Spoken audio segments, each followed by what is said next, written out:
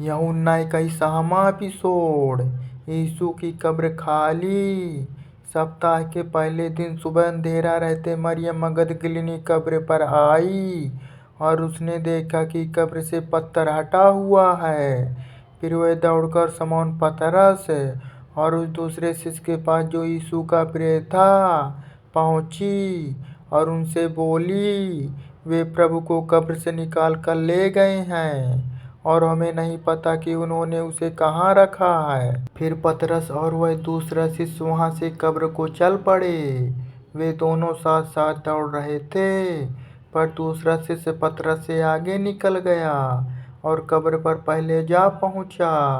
उसने नीचे झुककर देखा कि वहाँ कफन के कपड़े पड़े हैं, किंतु वह भीतर नहीं गया। तभी शमौन पतरस भी, जो उसके पीछे आ रहा था, आ पहुँचा और कब्र के भीतर चला गया। उसने देखा कि वहाँ कफन के कपड़े पड़े हैं और वह कपड़ा जो गाड़ते समय उसके सिर पर था, कफन के साथ नहीं, बल्कि उससे अलग एक स्थान पर तय करके रखा हुआ है।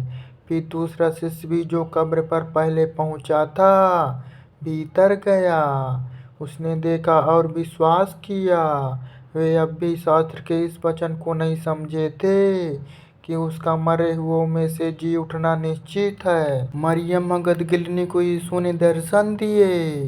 फिर वे शिष्य अपने घर को वापस लौट गए। मरियम रोती बिलखती कब्र के बाहर खड़ी थी। रोते बिलखते हुए कब्र में अंदर झांकने के लिए नीचे झुकी, जहाँ यीशु का शव रखा था। वहाँ उसने श्वेत वस्त्र धारण किए दो स्वर्गदूत, एक सिरहाने और दूसरा पैताने बैठे देखे। उन्होंने उससे पूछा, हे स्त्री, तू क्यों विलाप कर रही है? उसने उत्तर दिया, वे मेरे प्रभु को उठा ले गए हैं और मुझे पता नहीं है कि उन्होंने उसे कहाँ रखा है। इतना कहकर वह मुड़ी और उसने देखा कि वहाँ यीशु खड़ा है। यद्यपि वह जान नहीं पाए कि वह यीशु था। यीशु ने उससे कहा, हे स्त्री, तू क्यों रो रही है? तू किसे खोज रही है?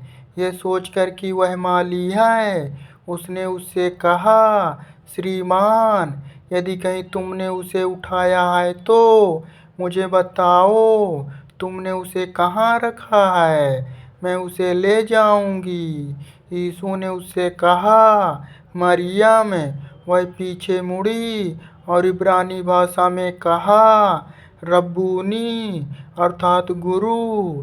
यीशु ने उससे कहा, मुझे मत छू, क्योंकि मैं अभी तक परम पिता के पास ऊपर नहीं गया हूँ, बल्कि मेरे भाइयों के पास जा और उन्हें बता, मैं अपने परम पिता और तुम्हारे परम पिता तथा अपने परमेश्वर और तुम्हारे परमेश्वर के पास ऊपर जा रहा हूँ। मरियम मगदलिनी यह कहते हुए शिष्यों के पास आई, मैंने प्रभु को देखा है और उसने मुझे ये बातें बताई है। शिष्यों को दर्शन देना। उसी दिन शाम को, जो सप्ताह का पहला दिन था, उसके शिष्य यहूदियों के डर के कारण दरवाजे बंद किए हुए थे। तभी यीशु वहां आकर उनके बीच खड़ा हो गया और उनसे बोला, तुम्हें शांति मिले। इतना कह चुकने के बाद उसने उन्हें अपने हाथ और अपनी बगल दिखाई। शिष्यों ने जब प्रभु को देखा तो वे बहुत प्रसन्न हुए। तभी यीशु ने उनसे फिर कहा, तुम्हें शांति मिले। वैसे ही जैसे परमपिता ने मुझे भेजा है, मैं भी तुम्हें भेज रहा हूँ। यह कहकर उसने उन पर फूंक मारी और उनसे कहा, पवित्र आत्मा को ग्रहण करो। जिस किसी भी व्यक्ति के पापों को तुम क्षमा करते हो, उन्हें क्षमा मिलती है, और जिनके पापों को तुम क्षमा नहीं करते, वे बिना क्षमा पाए रहते हैं। यीशु का थोमा को दर्शन देना। थोमा, जो 12 में से एक था और दिदिमुस अर्थात जुड़वा कहलाता था, जब यीशु आया था तब उनके साथ न था। दूसरे शिष्य उससे कह रहे थे, हमने प्रभु को देखा है, किंतु उसने उनसे कहा, जब तक मैं उसके हाथों में कीलों के निशान न देख लूं और उनमें अपनी उंगली न डाल लूं तथा उसके पंजर में अपना हाथ न डाल लूं, तब तक मुझे विश्वास नहीं होगा।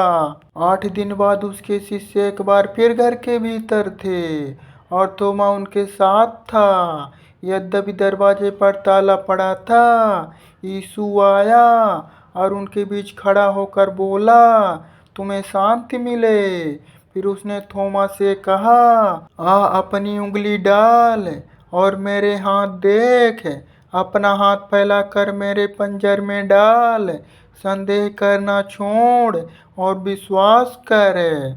उत्तर देते हुए थोमा बोला, हे मेरे प्रभु, हे मेरे परमेश्वर।